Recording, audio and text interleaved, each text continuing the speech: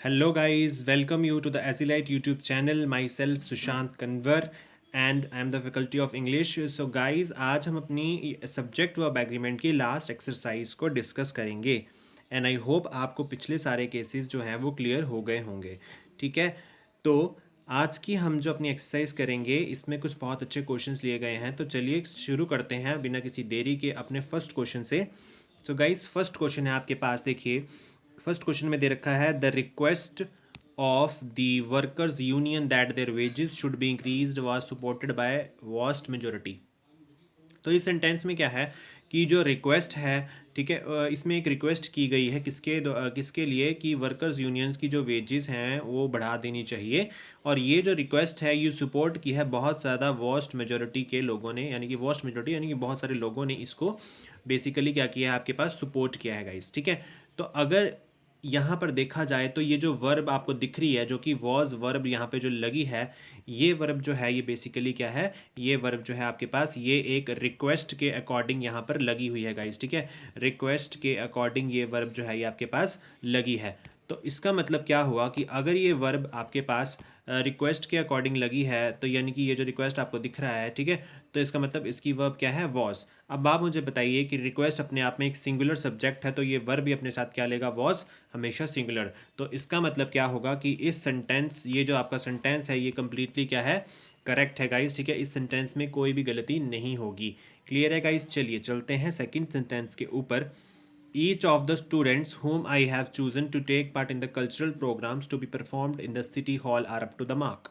अब देखिए, each of the students की बात हो रही है. नॉर्मली अगर देखें, अगर बाई चांस मान लीजिए कि यहाँ पर अगर हम क्या करते कि हम यहाँ पर इस होम को हटा देते गाइस. ठीक है, इस होम को अगर हम हटा देते तो क्या होता कि हमारे पास यहाँ पर ये आपके पास क्या होता कि यहाँ से जो ईच आपको दिख रहा है फिर हम इसके अकॉर्डिंग वर्ब लगा देते हैं जो कि हमेशा सिंगुलर होती है. कब? जब हमारे पास होम यहाँ पर नहीं लगा होता. बट इस केस में क्या है, आपके पास यहाँ पर होम जो है वो लगा हुआ है. ठीक है, तो इसका मतलब आपके पास जो होम है गाइज वो क्या है, जो आपके पास होम लगा है वो क्या है, एक रिलेटिव प्रोनाउन है. ठीक है, अगर ये आपके पास एक रिलेटिव प्रोनाउन है इसका मतलब है कि अब हमने ईच को नहीं देखना, अब हमने इसके आगे वाले एंटीसीडेंट को चेक करना होता है, एंटीसीडेंट को देखना होता है. तो इसका मतलब यहाँ पे एंटीसीडेंट जो है वो प्लूरल है, मतलब स्टूडेंट्स हैं वो ज़्यादा हैं. ठीक है, तो ज़्यादा के अकॉर्डिंग अब देखिए, हम ज़्यादा के अकॉर्डिंग जो वर्ब है इसकी वो लगी है लास्ट में, यहाँ पे देखिए आर. ठीक है, तो स्टूडेंट्स आता है तो वर्ब आर भी क्या होगी, बिल्कुल करेक्ट. ठीक है, और देखिए उसके बाद आई हैव, तो इसके अकॉर्डिंग हैव वर्ब लगी है. चूजन लगा है to take part in the cultural programmes to be performed in the city hall. ठीक है, are up to the mark का मतलब है वो स्टूडेंट्स की बात कर रहा है कि वो बिल्कुल रेडी हैं, अप टू द मार्क हैं. ठीक है, तो आर जो है वो किसके लिए लगा था, स्टूडेंट्स के लिए. तो स्टूडेंट्स के लिए ये बिल्कुल आर जो है करेक्ट है. सो इस सेंटेंस का आंसर क्या होगा, नो एरर गाइज. ठीक है, फिलिप्स में भी क्वेश्चन आ सकता है. ठीक है, तो वहां पे आपको ब्लैंक छोड़ देगा वो. ठीक है गाइज, या फिर आपको स्टूडेंट्स में ब्लैंक छोड़ देगा, स्टूडेंट दे देगा, या आपके पास स्टूडेंट्स दे सकता है. ठीक है, तो क्वेश्चन किसी भी तरीके से आ जाए आपको क्लियर होना चाहिए. ठीक है, तो अगर स्टूडेंट और स्टूडेंट्स देगा तो आपको पता है कि हमेशा स्टूडेंट्स आएगा. क्यों? क्योंकि ईच लगा है आगे. ईच के बाद आने वाला जो सब्जेक्ट होता है वो हमेशा क्या होता है, प्लूरल होगा गाइज. ओके, आई होप आपको क्लियर हो गया होगा. चलिए चलते हैं. फर्स्ट क्वेश्चन का आंसर भी क्या होगा आपके पास, no error. And second question का आंसर भी क्या होगा, नो एरर. नेक्स्ट क्वेश्चन देखते हैं. Most of the news. अब देखिए, मोस्ट ऑफ द न्यूज़ मैंने बताया था आपको कि चाहे आपके पास, मैंने शायद आपको गाइस बताया था कि आपके पास अ लॉट ऑफ हो प्लस यहाँ पर सब्जेक्ट आएगा कोई भी, या मोस्ट ऑफ हो आपके पास. ठीक है, यहाँ पर कोई भी सब्जेक्ट आएगा. इस तरीके से मैंने आपको ऑल ऑफ बताया था, ऑल ऑफ प्लस यहाँ पर कोई सब्जेक्ट हो. तो हमेशा जो वर्ब लगती है इन केसेस में वो इस सब्जेक्ट के अकॉर्डिंग लगती है. अब ये जो सब्जेक्ट है गाइस ये आपके पास कुछ भी हो सकता है. ठीक है, ये आपके पास एक काउंटेबल नाउन भी हो सकता है, या आपके पास ये एक अनकाउंटेबल नाउन भी हो सकता है. ठीक है गाइस, काउंटेबल नाउन भी हो सकता है और अनकाउंटेबल नाउन भी हो सकता है. तो यही डिसाइड करेगा कि वर्ब क्या आएगी. अब देखिए, मोस्ट ऑफ द न्यूज़ जो है इसके अकॉर्डिंग लगने वाली जो वर्ब है, बट देखिए, pertaining to the sudden demise का मतलब होता है डेथ होना, ऑफ डॉक्टर सेन. अब देखिए, जो न्यूज़ है उसके अकॉर्डिंग जो है वो वर्ब जो है वो हैव लगी है. ठीक है, बट हमें पता है कि न्यूज़ के अकॉर्डिंग, न्यूज़ तो सिंगुलर है ना, न्यूज़ तो है गाइस क्या है, एक सिंगुलर आपके पास सब्जेक्ट होगा, ठीक है। तो न्यूज़ अगर सिंगुलर सब्जेक्ट है तो इसका मतलब आपके पास वर्ब भी क्या आएगी, singular. So your answer will be has. Clear है guys? So your answer will be has, ठीक है। तो most of the news pertaining to the sudden demise of doctor Sen has been communicated by some of the students whom I know well. Clear है guys? ठीक है guys, जैसे आप news की बात करो ना, तो आप जैसे सेंटेंस कई बार ये भी देख लेते हो, जैसे मैंने लिखा no news dash good news, ठीक है। तो no news dash good news, तो आपको पता है कि न्यूज़ की बात हो रही है, तो न्यूज़ अपने आप में ही एक सिंगुलर वर्ब हमेशा लेता है, ये बात आपने याद रखनी है, ठीक है। तो ये न्यूज़ के अकॉर्डिंग आपके पास क्या आ गया, हमेशा इज़ जो है वो वर्ब आ जाएगी। क्लियर है गाइस? ओके, चलिए चलते हैं फिर आगे। आगे देखिए, although these buildings are in need of repair there have been much improvement in their appearance, ठीक है। दीज बिल्डिंग्स के अकॉर्डिंग आर वर्ब आ गई है, in the need of repair, ठीक है। There have been much improvement, अब guys जो हैव और बीन यहाँ पर लगा है, ये जो हैव आपके पास वर्ब आपको दिख रही है, किसके अकॉर्डिंग लगी है, ये बेसिकली इम्प्रूवमेंट जो आपके पास यहाँ पर एक सब्जेक्ट है उसके अकॉर्डिंग लगी है, या आप एक इसको नाउन भी कह सकते हैं इम्प्रूवमेंट को, तो ये इसके अकॉर्डिंग वर्ब लगी है। लेकिन इम्प्रूवमेंट तो एक अनकाउंटेबल नाउन की तरह ट्रीट हो सकता है, तो अपने साथ ही हमेशा क्या लेगा, सिंगुलर वर्ब लेके चलेगा। तो हैव नहीं आएगा गाइज, यहाँ पे क्या आ जाएगा, हैज़ आपका राइट आंसर हो जाएगा।